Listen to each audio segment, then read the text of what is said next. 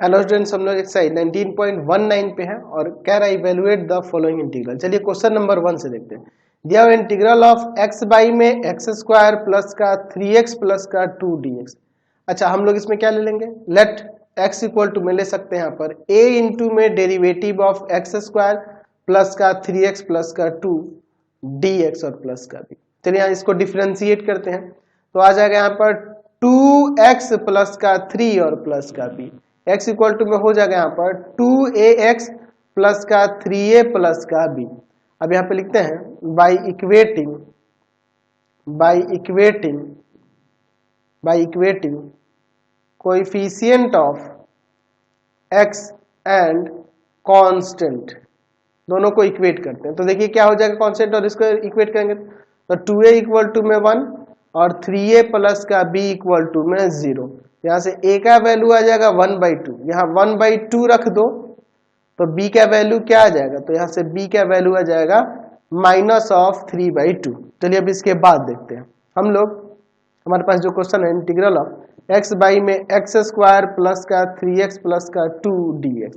अब देखिए x की जगह पे क्या आ जाएगा, तो जो दूसरे स्टेप में ऊपर आया था डिफ्रेंशिएट करके, ये a इंटू में 2x प्लस का 3 प्लस में b और बाई में आपका एक्स स्क्वायर प्लस का 3x प्लस का 2 dx। अब अलग अलग यहाँ पे कर देते हैं तो क्या हो जाएगा, a इंटू में इंटीग्रल ऑफ 2x प्लस का 3 बाई में एक्स स्क्वायर प्लस का 3x प्लस का 2 dx और b इंटू में इंटीग्रल ऑफ 1 बाई में एक्स स्क्वायर प्लस का 3x प्लस का 2 dx। चलिए a और b का वैल्यू, तो a का 1/2 और b का -3/2, a का 1/2 और b का जो है -3/2 होगा, ठीक है ना जी, -3/2 और integral of 1 by x square plus का 3x प्लस का 2 dx। चलिए अब इसके बाद देखिए यहाँ पर 1/2 ये log एक्स स्क्वायर प्लस का 3x प्लस 2 हो जाएगा।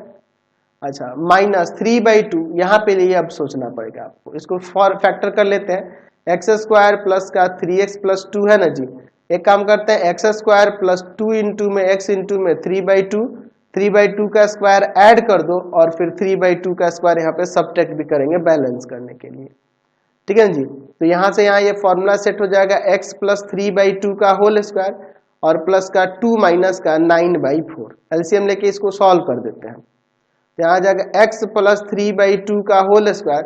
यहाँ देखो ना, सब 8 में से 9 गया 1/4, यानी कि आ जाएगा अब x प्लस 3/2 का होल स्क्वायर माइनस में 1/2 का स्क्वायर।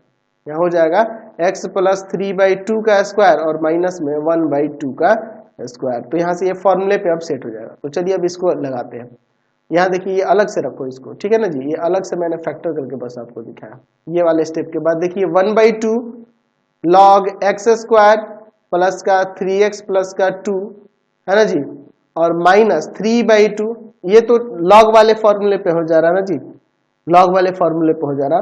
क्या होता है इसके लिए, आ जाएगा आपका यहाँ पे 1 बाई नीचे एक्स स्क्वायर माइनस ए स्क्वायर के फॉर्म में है ना, 1 by x square minus A square के फॉर्म में है, ठीक है ना जी। तो हो जाएगा 1/2a, ए की जगह पे 1/2 है, फिर log x माइनस a यानी कि x प्लस 3/2 माइनस 1/2 और x प्लस 3/2 प्लस 1/2 और प्लस c, ये 2 से 2 कैंसिल। अब इसके बाद देखिए क्या हो जाएगा, यहाँ पे आ जाएगा 1/2 log x स्क्वायर प्लस का 3x प्लस का 2 माइनस 3/2 log, यहाँ देखिए x प्लस का, देखिए इसमें से 2/2 यानी कि 1 हो जाएगा और नीचे देखिए 3/2 और 1/2 4/2 यानी कि 2 हो जाएगा और प्लस में सी आपका आंसर, ठीक है। Next question